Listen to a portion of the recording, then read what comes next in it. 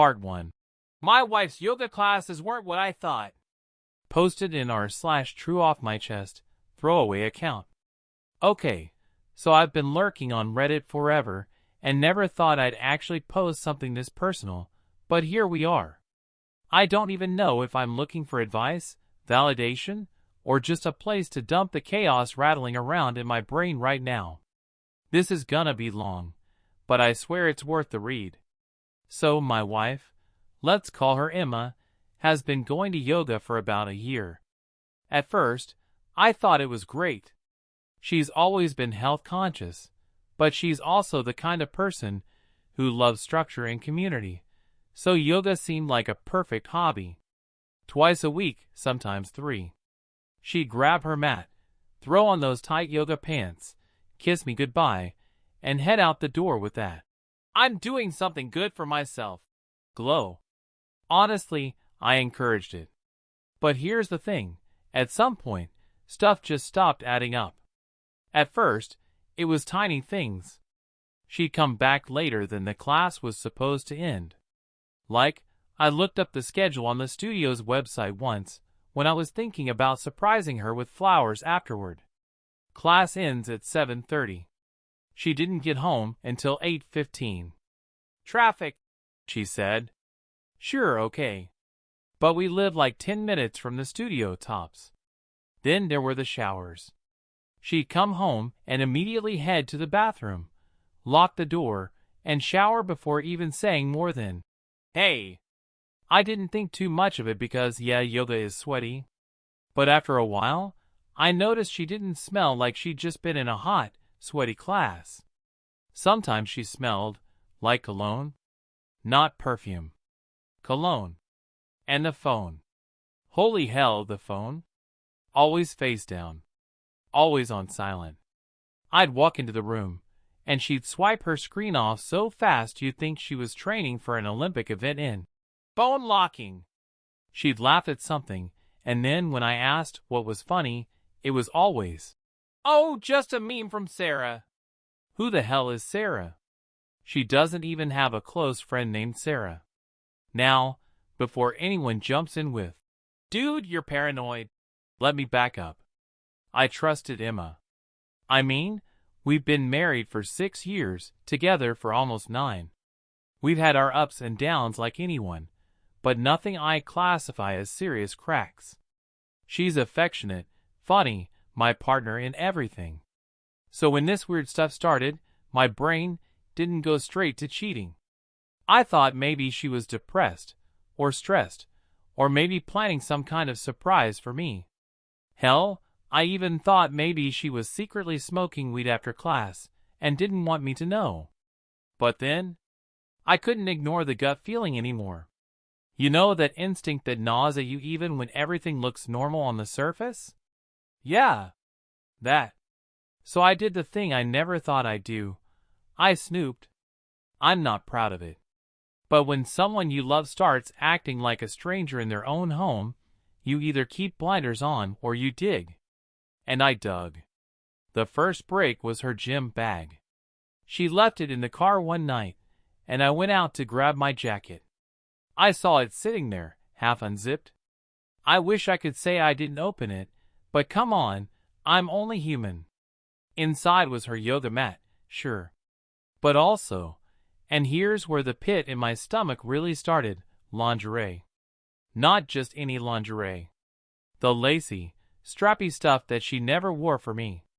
A red set, with tags still attached. Why the hell do you need lingerie for yoga, Emma? I didn't say anything right away. I put it back exactly as I found it, zipped up the bag, and went inside like nothing happened. That night, I barely slept. I kept staring at the ceiling, trying to convince myself there was a logical explanation. But the truth was screaming in my head. This wasn't about yoga anymore. The next day, I decided to work from home. She had class at 6:30, and I told her I had a late meeting. At 6:15, I watched from the window as she pulled out of the driveway. I gave her a 5-minute head start, then grabbed my keys and followed. I felt like some bargain bin private investigator, hard hammering, palms sweaty on the steering wheel. She didn't drive to the yoga studio. She drove past it. Kept going.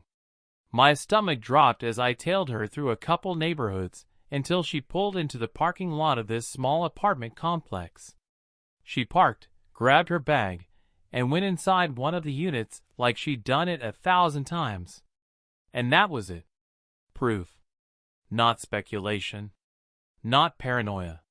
Proof. I sat there in my car, gripping the wheel so hard my knuckles went white, just staring at that door. I don't know how long I waited. Maybe 20 minutes, maybe an hour.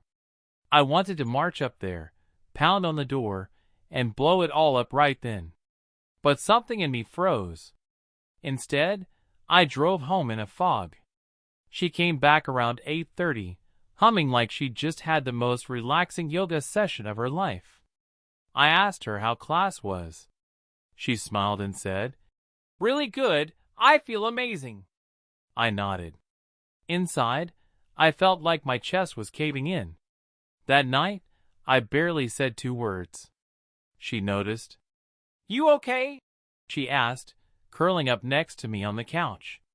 I mumbled something about being tired. She kissed my cheek and went back to scrolling her phone, probably messaging him.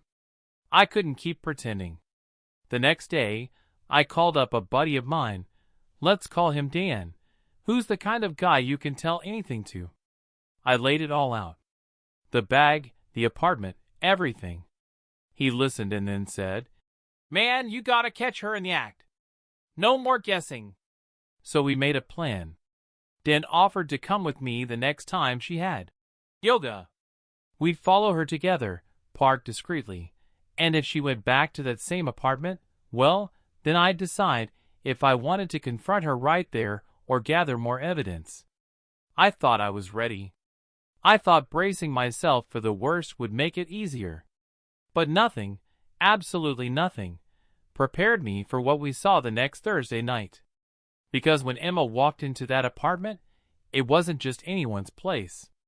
It was the apartment of her yoga instructor. Part 2.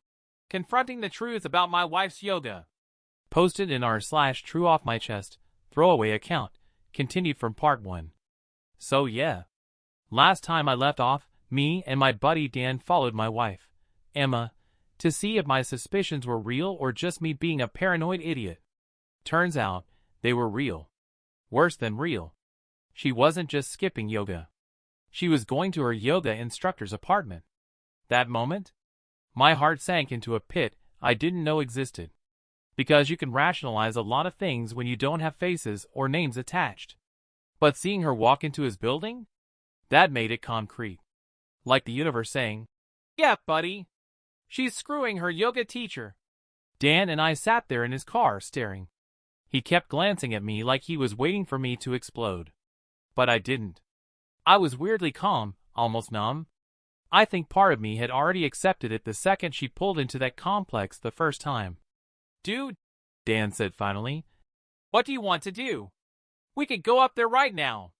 And for a split second, I imagined it.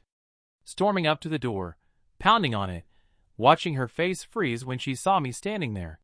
Catching them red-handed, maybe even throwing a punch or two. The movie version of Betrayal. But the reality is, I'm not that guy. I don't want to be that guy. So instead, I shook my head. "No. I need to think. I need to know how deep this goes." Dan nodded, like he got it, even though I could see he was itching for me to take action. He's always been the hot-headed one. We waited about an hour before she came out. Hair a little messy, cheeks flushed, yoga mat slung over her shoulder like she'd just finished class. I almost laughed at the audacity. She got into her car, drove home, and 20 minutes later, she was walking through our front door with the same fake smile and the same "yoga was great" line. That night, lying next to her while she slept, I stared at the ceiling again. My mind was on fire. It wasn't just the cheating. It was the lies, the routine, the absolute confidence she had that I'd never notice. And maybe the part that cut deepest, All those times she'd been smiling at me, holding my hand, making me dinner, and then turning around and giving herself to him. The next day, I started digging harder. I went through phone records. Pro tip: even if she deletes messages, you can see call logs from your shared phone account. There it was. His number, popping up almost daily. Calls at weird times. Texts around midnight when she thought I was asleep. I even checked our joint bank account. That lingerie set I found? Bought 2 weeks ago. At a store she told me she never shops at. Dinner charges near his apartment, always on. Yoga nights. Uber rides from his area back to ours. She thought she was covering her tracks, but she was sloppy. And here's where it gets really twisted. I didn't confront her. Not yet. I don't know why, but something in me wanted to build a complete picture before blowing it all up.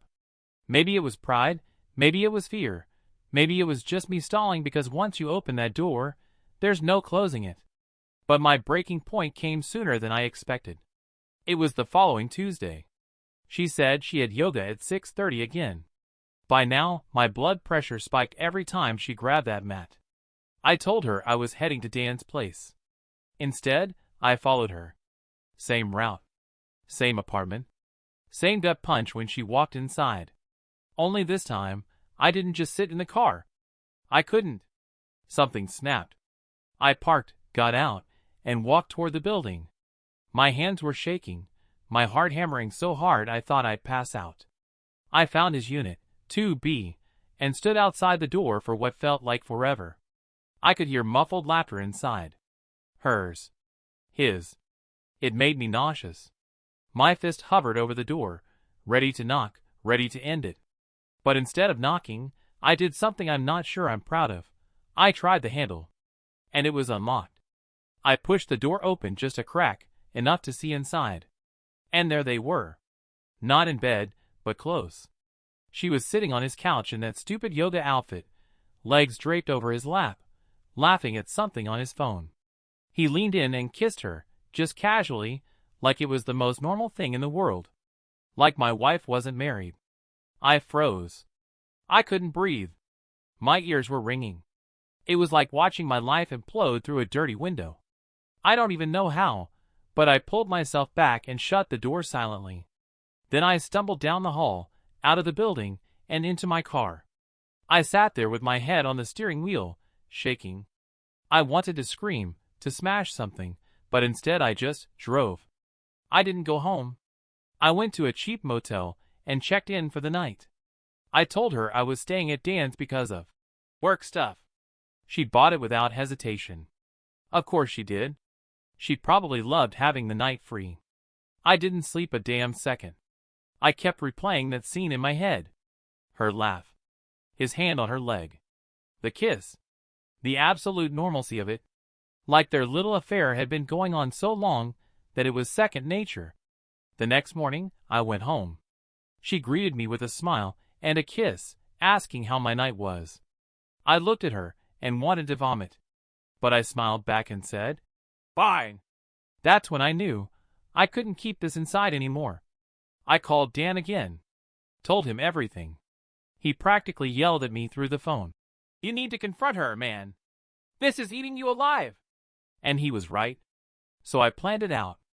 I'd wait until her next class, follow her again, and this time I wouldn't just watch. I'd go in. I'd confront them both. No more half measures. Thursday rolled around. She grabbed her mat, kissed me goodbye, and left. I followed, heart pounding so loud I thought the whole car could hear it. She pulled into the lot, went inside his building. I gave her 5 minutes, then I went in after her. This time, I didn't hesitate. I marched right up to 2B, knocked once, and when he opened the door, I pushed past him into the apartment. And there she was, standing in the kitchen, wine glass in hand, eyes wide like a deer in headlights. "Yoga, huh?" I said. My voice didn't even sound like mine. It was calm, but shaking underneath. She stammered, "W, what are you doing here?" I laughed. I couldn't help it. "What am I doing here? What the hell are you doing here, Emma?" Her instructor, let's call him Jason, tried to step in, holding up his hands like I was some wild animal. "Look, man, let's just—" "Shut up," I snapped. "You don't get to talk." Emma set the glass down, her hands trembling.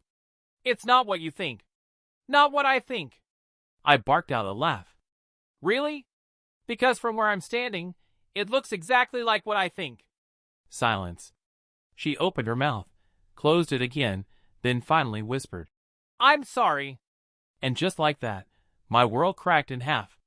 Because sorry doesn't cut it when the person you built your life with has been sneaking around behind your back. Jason tried again. "Listen, maybe we should sit down and—" I spun on him. "Do you enjoy screwing married women? Is that your thing? You prey on people who trust you?" He looked genuinely nervous now, muttering something about how it just happened. Emma started crying. Not the guilty, fake kind, real sobs. She reached for me, but I pulled back like her touch burned. "I love you," I said, my voice breaking for the first time. "And you threw it all away. For him?" She was crying harder now, saying she didn't mean for it to happen, that it was a mistake, that she still loved me. But all I could hear was the sound of my own heart cracking. I didn't scream. I didn't throw anything. I just looked at her one last time and said, "We're done." Then I walked out. I drove aimlessly for hours before ending up at Dan's place. Told him everything. He poured me a drink and just let me sit there, staring into space. And here's the kicker. As broken as I felt, as furious as I was, a small, sick part of me wondered if I should believe her when she said it was just a mistake. But then, later that night, I got a message that changed everything. Not from her. Not from Jason. From someone I never expected. Part 3. The message that changed everything. Posted in r/true off my chest throwaway account. Continued from Part 2. So last time I left off, I finally confronted Emma at her yoga instructor's apartment. It was ugly, it was raw, and I walked out. I thought that was the end. I thought the worst part was over. Turns out, the universe had one more curveball for me. That night, after crashing at Dan's, I was scrolling through my phone in this dazed, hollow state when I saw a message request on Facebook. Normally I ignore those, but the name caught my eye, Megan. I didn't recognize it at first. The profile picture was a woman with 2 little kids. Her message just said, "Hey, I think we need to talk. It's about Jason." Jason. The yoga instructor. The guy my wife had been cheating with. I stared at the screen for a long time before typing back. "What about him?" Her reply came fast. "I'm his fiancé." My blood ran cold. Fiancé? As in, he wasn't just some sleazy instructor hitting on my wife for fun. He had a whole-ass partner at home. We went back and forth for hours. Turns out Megan and Jason had been engaged for almost a year. They lived together in that apartment. She was the mother of his 2 kids. And she had suspected something for months, but couldn't prove it. She found my profile through tag photos of Emma at the yoga studio. Then she put the pieces together after noticing Jason suddenly started working late on class nights. So yeah, while Emma was sneaking around on me, Jason was sneaking around on Megan. 2 families. 2 relationships. Both nuked because of their little yoga sessions. I told her everything I'd seen, everything Emma had told me, every receipt and phone record I'd dug up. She thanked me, actually thanked me, for finally giving her the confirmation she needed. And then she dropped the bomb. She said she'd already hired a private investigator. Apparently, she'd suspected Jason long before Emma even joined his class.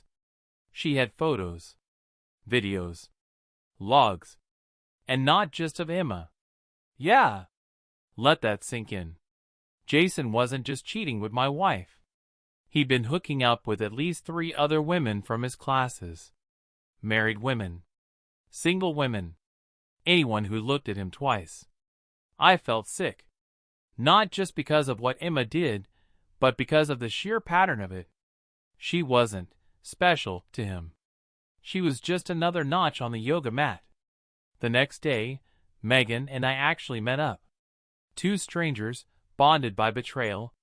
We sat in this little coffee shop, both of us looking like hell, both clutching our mugs like they were life rafts. She showed me photos the PI had taken. Emma going into Jason's apartment, Emma leaving hours later. And then other women too. Different nights. Different faces. Same routine. That was the moment something shifted in me. Because until then, part of me, the broken, desperate part, still wanted to believe Emma's tears. Still wanted to believe her. I'm sorry, it was just a mistake. But looking at those photos, seeing her as just another interchangeable fling to this guy, that killed the last ember of denial inside me. I went home that night and told Emma flat out, I know everything. I know about Jason. I know about the other women. I've seen the proof. She crumbled, full on sobbing, begging, swearing she had no idea about the others, that she thought she was different, that she thought he actually cared about her. She said she felt manipulated, that he took advantage of her when she was vulnerable. And here's the thing, maybe that's true. Maybe Jason is a manipulative piece of trash who preys on women in his classes. But Emma still made a choice. She still lied to me, snuck around, carried lingerie in her gym bag, smiled at me while plotting her next session. Manipulated or not, she betrayed me. I told her I was filing for divorce. She begged. She promised therapy, promised to cut him off, promised anything I wanted if I just gave her one more chance. She even tried to turn it around, saying, You can't just throw away 6 years of marriage over one mistake. And that's when I lost it. One mistake? I shouted. Do you even hear yourself? Sneaking around for months, lying to my face, screwing your yoga instructor in his apartment while telling me you're at class. That's not a mistake. That's a whole other life you were living. She cried harder. But I was done. The next weeks were a blur. I moved in with Dan while I got my ducks in a row. Met with a lawyer. Started dividing things up. Emma kept trying to reach me. Calls, texts, even showing up at Dan's once. I ignored her. Because what was there left to say? Meanwhile, Megan dropped Jason like a bad habit. She kicked him out, changed the locks, and filed for full custody of the kids. Last I heard, he's couch surfing with some friend, his reputation in shambles. Word got out at the yoga studio too. Half the students quit when they found out he'd been sleeping with clients. I heard he lost his teaching gig. And Emma? She's, I don't know. Broken maybe. Lost. She moved back in with her parents after I made it clear I wasn't coming back.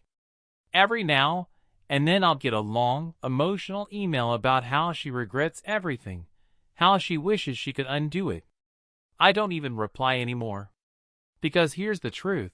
Once someone shows you who they really are, you can't unsee it.